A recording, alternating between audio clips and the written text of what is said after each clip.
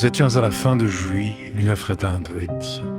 Mais le printemps et ce début d'été avaient été médiocres, froid et pluie.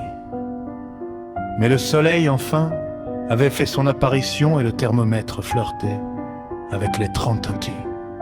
Monsieur Gratte-Penche. C'était son surnom.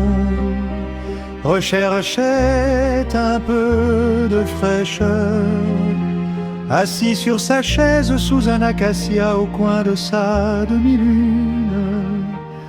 Ce type de maison de tôle peinte au goudron noir formait les dernières reliques des constructions de l'après-guerre, celles de 1914. Comme disait ma grand-mère, on ne voyait que les pieds de sa chaise.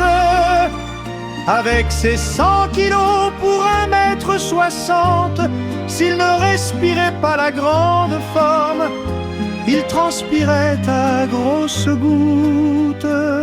Sa bouffarde au coin des lèvres était censée calmer son emphysème.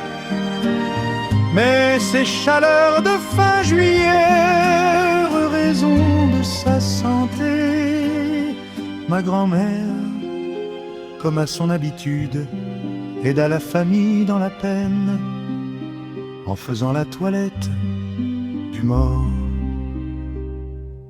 Elle n'avait cette fois qu'à traverser la rue, les pompes funèbres reprendre les mesures. Ces simples mots remettent en mémoire ce jour où, allant au marché avec mon grand-père, nous rendîmes visite au fabricant de cercueils, rue François Courtine. Malgré mes 5 ans, j'ai toujours ce souvenir de ces grandes caisses debout, appuyées contre un mur, le couvercle à leur côté. Le plus choquant était pour moi de voir leur intérieur. Elles étaient vides. Mais revenons à la mise en bière.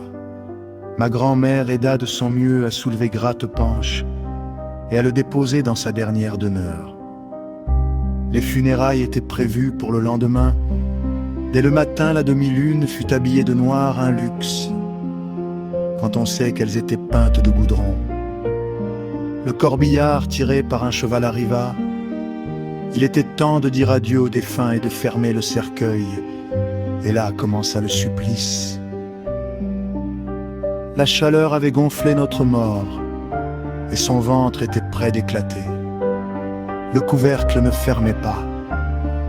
On essaya de sortir notre homme, mais pas de prise et beaucoup trop lourd.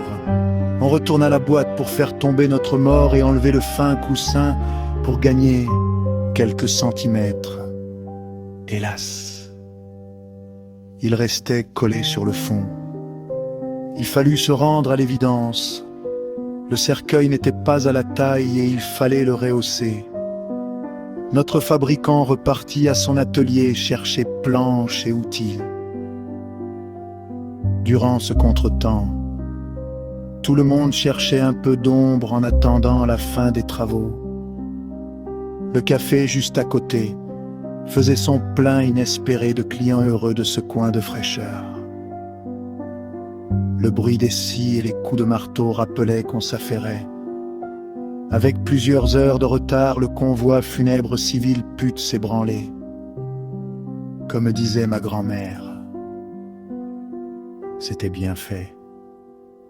Il n'avait qu'à aller à l'église.